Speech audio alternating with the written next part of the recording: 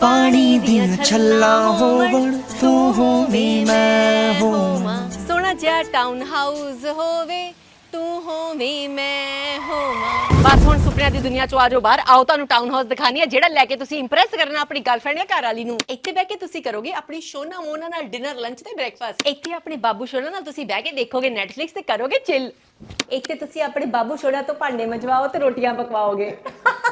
ਵੈਸੇ ਤਾਂ study room ਹੈ, ਪਰ ਤੁਸੀਂ ਆਪਣੇ ਰਿਸ਼ਤੇਦਾਰਾਂ ਨੂੰ ਇੱਥੇ ਬੈੱਡ ਲਾ ਕੇ ਤਾੜ ਵੀ ਸਕਦੇ ਹੋ ਤੇ ਸਵੇਰੇ ਸਵੇਰੇ ਉਹਨਾਂ ਦਾ ਮੂੰਹ ਦੇਖਣ ਦੀ ਵੀ ਲੋੜ ਨਹੀਂ ਆ। ਬਾਥਰੂਮ ਵੀ ਉਹਨਾਂ ਦਾ ਅਲੱਗ ਹੈਗਾ। ਇਹ ਹੋਊਗਾ ਜੀ ਤੁਹਾਡਾ ਰੋਮਾਂਟਿਕ ਜਿਹਾ ਰੂਮ। ਇੱਥੇ ਤੁਸੀਂ ਲਾਓਗੇ ਮੇਕਅਪ ਤੇ ਉਸ ਤੋਂ ਬਾਅਦ ਤੁਸੀਂ ਬਾਲਕਨੀ ਦੇ ਵਿੱਚ ਬੈਠ ਕੇ ਇਕੱਠੇ ਕਰੋਗੇ ਬਾਰਬੀਕਿਊ ਤੇ ਬਾਕੀਆਂ ਨੂੰ ਤਾੜੋਗੇ। ਇੱਧਰ ਹੈਗਾ ਜੀ ਤੁਹਾਡਾ ਦੂਜਾ ਬੈਡਰੂਮ, ਇੱਧਰ ਹੈਗਾ ਜੀ ਤੁਹਾਡਾ ਤੀਜਾ ਬੈਡਰੂਮ, ਇੱਥੇ ਤੁਹਾਡਾ ਹੈਗਾ ਜੀ ਚੌਥਾ ਬੈਡਰੂਮ ਤੇ ਇੱਥੇ ਤੁਸੀਂ ਦੋਸਤਾਂ ਨਾਲ ਬੈਠ ਕੇ ਗੱਪਾਂ ਮਾਰੋਗੇ ਤੇ ਹਾਸਿਆ ਖੇਡੀਆਂ ਕਰੋਗੇ।